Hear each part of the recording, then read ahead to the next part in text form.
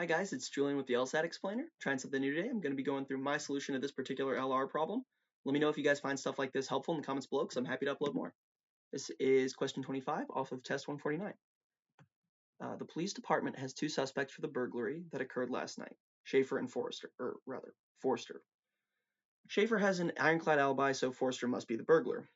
Okay, right away I see a pretty glaring flaw there. Which one of the following arguments exhibits a flawed pattern of reasoning that is most similar to that exhibited by the argument above? Okay, so when I go to make my prediction here, it's going to be a little tricky given the nature of the question. We're not going to know the exact arguments that are laid out in the examples, but we know that the flaw in the stimulus is pretty obvious. There's two options, neither of which we know to be the burglar. We just know that they're two suspects. One being exonerated or having an alibi or something to that effect doesn't necessarily make the other one guilty.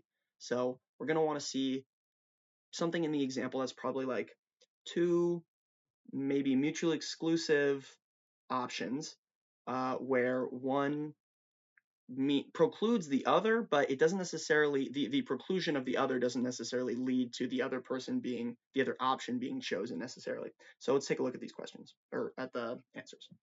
It's been known for some time that the Wrightsburg Zoo might build a new primate house and that it might refurbish its polar bear exhibit. There's now good reason to believe that the zoo will build a new primate house, therefore the zoo will not refurbish the polar bear exhibit. I hate this one. These are not mutually exclusive. And even though good reason to believe is similar to ironclad alibi, this is not correct. If Watson, a robbery suspect, had been picked out of a police lineup by the victim, then charging Watson with robbery would have been reasonable, but the victim did not pick Watson out of the lineup, so Watson should not be charged. This is a different kind of flaw in my opinion, or maybe it's not a flaw depending on how you look at it.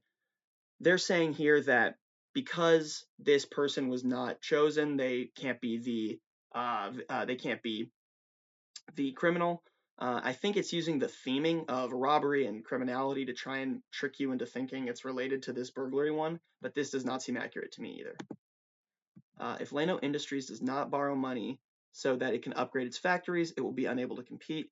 While it's undesirable for Lano to take out more debt, being unable to compete would be even worse, so Lano should borrow the money needed to upgrade its factories.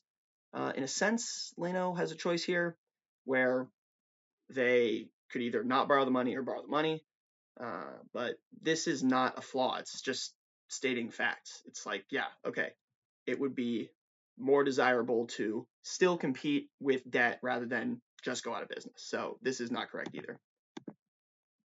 Baxam Corporation announced last year that it was considering moving its headquarters to Evansville and that it will also consider moving to Rivertown.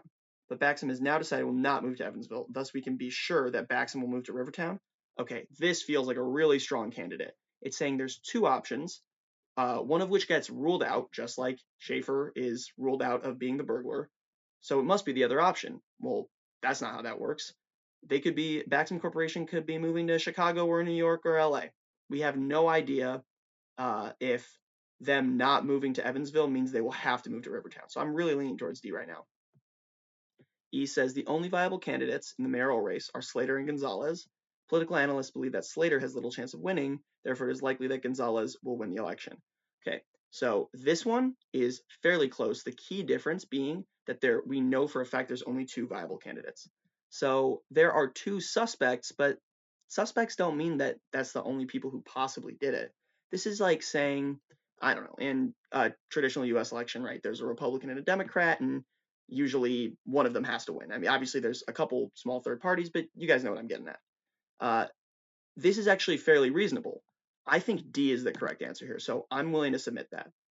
Notice how I got through these questions, or rather the possible answers, pretty quick, and A, B, C, and E were pretty easy to throw away. My advice to anyone who is newer to the LSAT is, remember, 80% of all the answers you read are going to be wrong, so disposition yourself accordingly. Let's take a look. Hey, we got it right. So let me know if this sort of stuff was helpful. I'm happy to make more videos like this, and yeah, let me know in the comments below.